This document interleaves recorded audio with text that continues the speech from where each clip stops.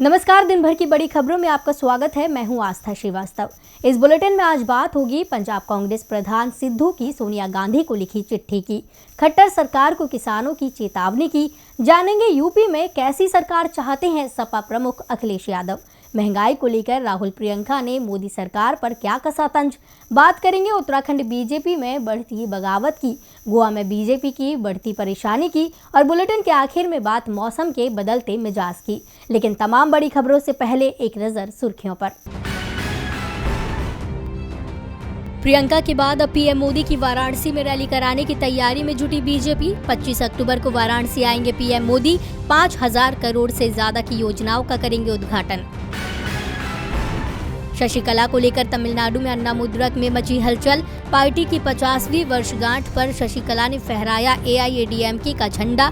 एआईएडीएमके नेता डी जयकुमार ने कहा, शशिकला को पार्टी का झंडा फहराने का अधिकार नहीं। शशिकला को एआईएडीएमके से किया जा चुका है निष्कासित। यूपी में निषाद समुदाय पर विकासशील इंसान पार्टी की नजर। यूपी में चुनावी शुरुआत करेगी वीआईपी। राज्य के पूर्वी जिलों में 31 अक्टूबर तक जनसभाएं करेगी पार्टी। यूएई टी20 वर्ल्ड कप में आज से शुरू हुए क्वालिफायर मुकाबले। ओमान और पापुआ न्यू गिनी के बीच खेला गया पहला मुकाबला। भारत 24 अक्टूबर को खेलेगा अपना पहला मैच, पाकिस्तान से होगा मुकाबला। सुर्खियों के बाद अब बात आज की सबसे बड़ी खबर की। कल 16 अक्टूबर को सोनिया गांधी ने सीडब्ल्यूसी की बैठक में पार्टी नेताओं से कहा था कि जो भी बात कहनी है सीधे मुझसे कहें, मीडिया के जरिए बात ना करें। लेकिन पंजाब कांग्रेस अध्यक्ष नवजोत सिंह सिद्धू ने पार्टी अध्यक्ष की बात शायद सुनी नहीं, इसलिए उन्होंने सोनिया गांधी से बात करने के लिए मीडिया का ही रास्ता चुना। सिद्धू ने सोनिया गांधी को एक चिट्ठी लिखी है। चिट्ठी सोनिया गांधी को अभी तक मिली कि नहीं ये तो साफ नहीं हुआ, लेकिन सिद्धू की चिट्ठी मीडिया को जरूर मिल गई है, क्योंकि सिद्धू ने सोनिया को लिखा पत्र अपने ट्विटर अकाउंट पर भी पोस्ट कर दिया है। शनिवार को सीडब्ल्यूसी की बैठक में सोनिया गांधी ने कहा था कि कोई भी बात करनी हो तो मुझसे डायरेक्ट करें, मीडिया के जरिए बात न करें। सोनिया गांधी के बयान के एक दिन बाद ही पंजाब कांग्रेस के प्रधान नवजोत सिंह सिद्धू ने पार्टी प्रमुख को एक चिट्ठी लिख दी। इसके साथ सिद्धू ने सोनिया गांधी से मिलने का वक्त भी मांगा है। चिट्ठी में 13 मुद्दे उठाए गए हैं और पंजाब सरकार से इनको पूरा करने के लिए कहा है। ये चिट्ठी सिद्धू ने अपने ट्विटर अकाउंट पर पोस्ट भी कर दी है, जिससे साफ है कि पंजाब कांग्रेस में सब ठीक नहीं हुआ है। चिट्ठी में चन्नी सरकार के कामकाज पर भी सवाल उठाए गए हैं। सिद्धू ने चिट्ठी में लिखा, कांग्रेस ने 2017 के विधानसभा चुनावों में 2/3 बहुमत हासिल किया।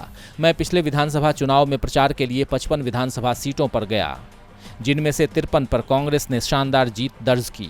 मैंने एक विधायक, मंत्री व प्रदेश अध्यक्ष के रूप में हाईकमान द्वारा तय एजेंडे पर काम किया।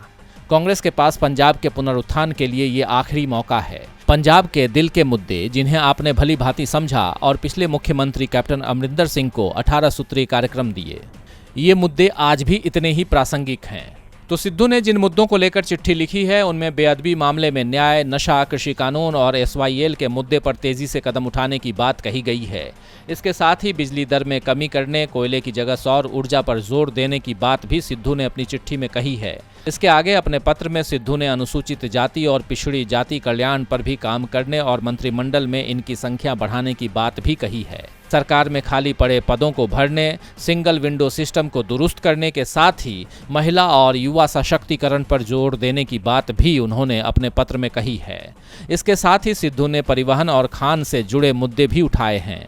सिद्धू के पत्र से साफ है कि वो अभी भी सीएम की कुर्सी से अपना दावा छोड़ने को तैयार नहीं हैं। सिद्धू के पत्र से पंजाब की चन्नी सरकार मुश्किल में फंस सकती है, क्योंकि अमरिंदर के बाद अब चन्नी सिद्धू के निशाने पर आ गई है।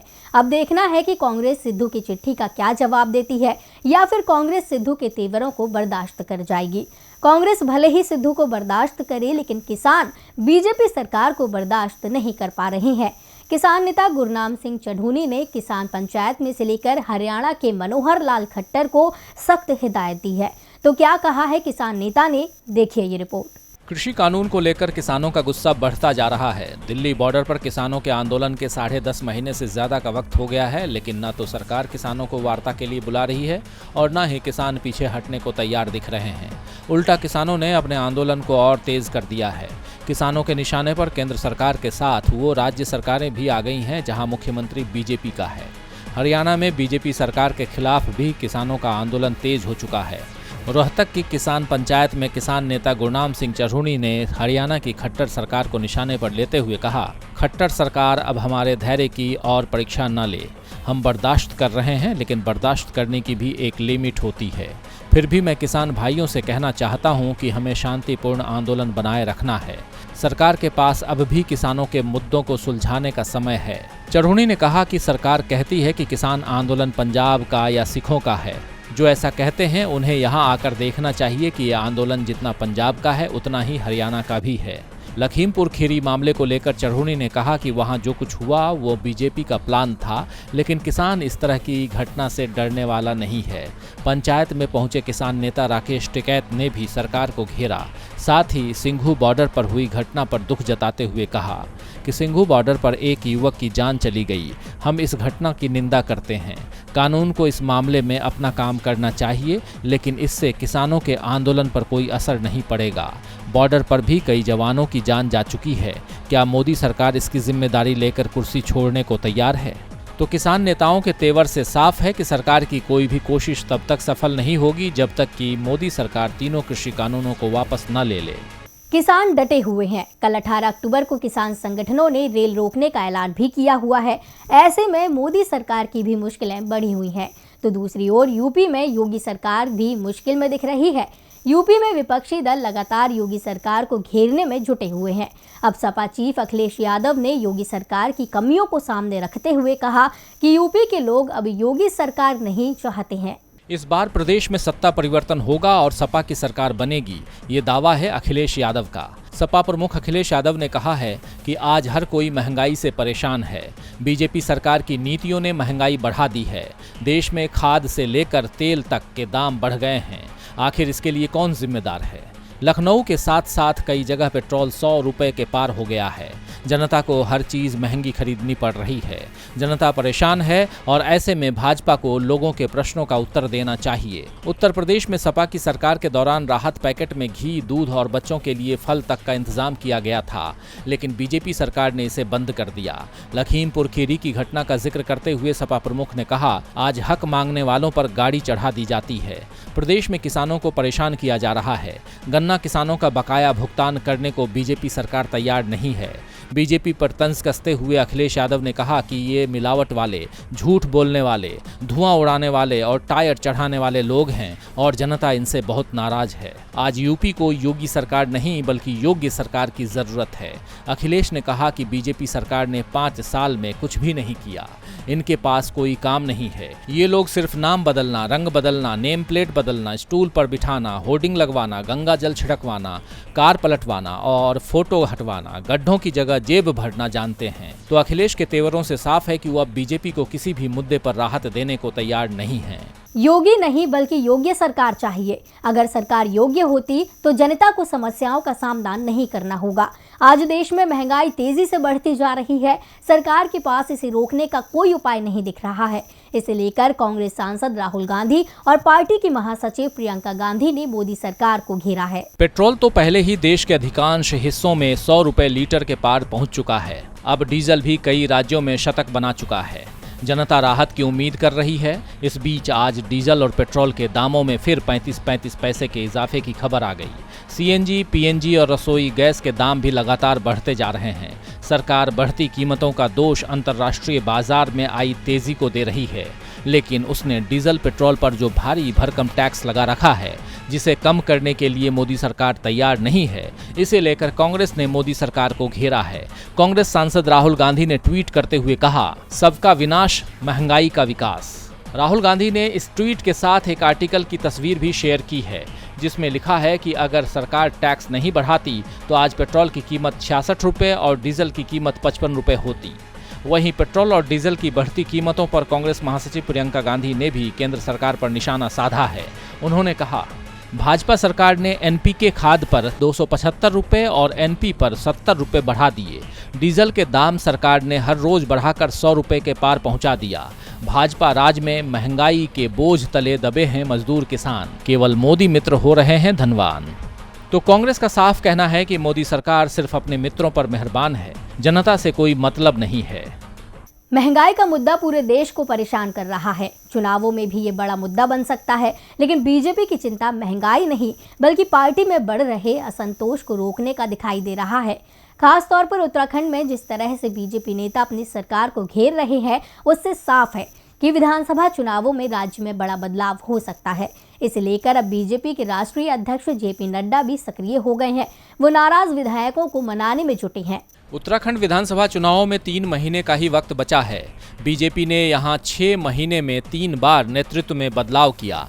त्रिवेंद्र रावत, तीरथ रावत और अब पुष्कर धामी उत्तराखंड का सीएम पद संभाल रहे हैं, लेकिन बीजेपी के हालात सुधरते नहीं दिख रहे हैं।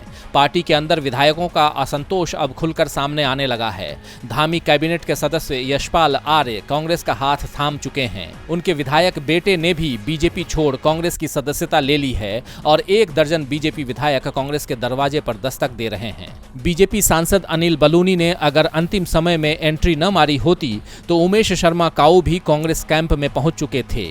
विधायकों की बढ़ती नाराजगी से ये साफ हो चुका है कि धामी सरकार के कामकाज को लेकर पार्टी के विधायक खुश नहीं हैं और नए ठिकाने की तलाश में कांग्रेस की ओर जा रहे हैं। पार्टी में इस बिखराव को रोकने के लिए अब बीजेपी अध्यक्ष जेपी नड्डा खुद विधायकों से बात कर रहे हैं। नड्डा ने सबसे पहले उमेश शर्मा और हरक रावत को दिल्ली तलब किया।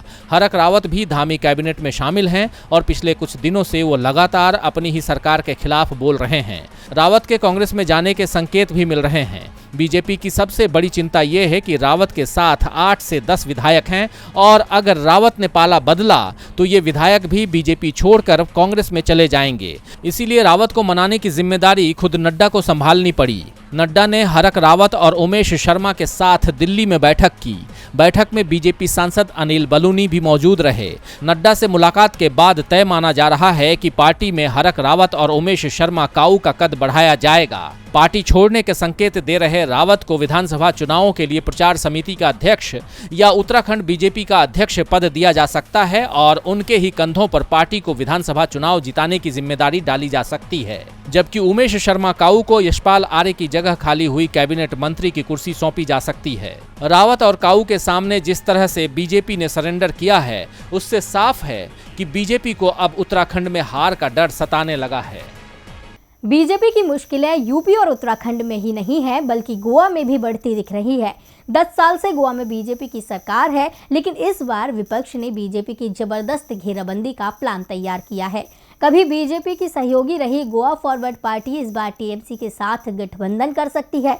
पार्टी नेता ने इसे लेकर ऐसा बयान दिया है जिससे बीजेपी की परेशानी बढ़ गई है। गोवा में 2017 के विधानसभा चुनावों में कांग्रेस सबसे बड़ी पार्टी बनकर भी सरकार बनाने से चूक गई थी और रातों रात गोवा की सत्ता कांग्रेस के हाथ से फिसलकर बीजेपी के हाथों में चली गई। अब गोवा में फिर विधानसभा चुनाव करीब आ चुके हैं। इस बार कई दल गोवा विधानसभा चुनावों में किस्मत आजमाने की तैयारी में हैं। गोवा के पूर्व सीएम लुइजिन्हो फलेरो कांग्रेस छोड़कर टीएमसी में शामिल हो चुके हैं और टीएमसी की ओर से उन्हें सीएम उम्मीदवार बनाए जाने के संकेत भी मिलने लगे हैं। टीएमसी राज्य में छोटी पार्टियों से गठबंधन करने की कोशिश में है। गोवा फॉरवर्ड पार्टी से उसका गठबंधन तय भी माना जा रहा है। टीएमसी से गठबंधन के संकेत देते हुए जीएफपी के कार्यकारी अध्यक्ष किरण कंडोलकर ने टीएमसी प्रमुख और बंगाल की सीएम ममता बनर्जी को देवी दुर्गा का रूप बताया है। कंडोलकर ने कहा, गोवा चाहता है कि पश्चिम बंगाल से दुर्गा को यहां लाएं और इस भस्मासुर बीजेपी सरकार को परास्त करें। किरण कंडोलकर ने साफ कर दिया है कि गोवा फॉरवर्ड पार्टी टीएमसी के साथ गठबंधन को तैयार है और इसे लेकर दोनों पार्टियों में चर्चा चल रही है। उनका ये गठबंधन राज्य में आसानी से बीजेपी को पराजित कर देगा। लेकिन कंडोलकर के बयान से बीजेपी तिलमिला गई है। गोवा के मुख्यमंत्री प्रमोद सावंत ने कहा है कि बंगाल चुनावों के बाद जिस तरह ममता सरकार में महिलाओं को दबाया गया, उसे देखते हुए उनकी देवी दुर्गा से तुलना करना गलत है। और बुलेटिन के आखिर में बात मौसम के बदलते मिजाज की। अक्टूबर का आधा महीना बीत चुका है। उत्तर भारत में सर्दी दस्तक देने की तैयारी में है। पहाड़ों पर बर्फबारी भी शुरू हो चुकी है, लेकिन इन सब के बीच देश में बारिश का अलर्ट जारी हो गया है। केरल से लेकर दिल्ली तक हर राज्य बारिश की चपेट में दिखाई दे रहा है। केरल में तो हालात इतने खराब दिख रहे हैं कि सेना को बुलाने की जरूरत पड़ गई, जबकि दिल्ली एनसीआर सहित कई राज्यों में जमकर बरसात हो रही है। जब लोग सर्दी का इंतजार कर रहे हैं, तब बारिश उनकी परीक्षा ले रही है। केरल में शनिवार से ही बारिश के चलते राज्य के कई हिस्से जलमग्न दिखाई दे रहे हैं। अब तक 26 से ज़्यादा लोगों की जान बारिश के चलते जा चुकी है और दर्जनों लोग लापता बताए जा रहे हैं। हालात ऐसे हैं कि राज्य सरकार की पूरी मशीनरी भी इनसे नहीं निपट पा रही है। ऐसे में सेना और एनडीआरएफ को राहत के काम में लगाया गया है। केरल के मुख्यमंत्री पिनरई विजयन ने बताया कि राज्य के कुछ हिस्से में हालात ज़्यादा खराब हैं। लोगों तक राहत पहुँचाने के लिए एनडीआरएफ की 11 टीमें, सेना की 2 टीमें और रक्षा सेवा कोर की 2 टीमों को तैनात किया गया है। राज्य सरकार अपनी तरफ से हर संभव मदद पहुंचाने में जुटी हुई है। शनिवार से ही दक्षिण और मध्य केरल में जबरदस्त बरसात हो रही है। केरल के कुट्टिकल, कोट्टायम, कोक्यार, इडुक्की और पथानमिट्टा जिले में जनजीवन बुरी तरह से प्रभावित हुआ है।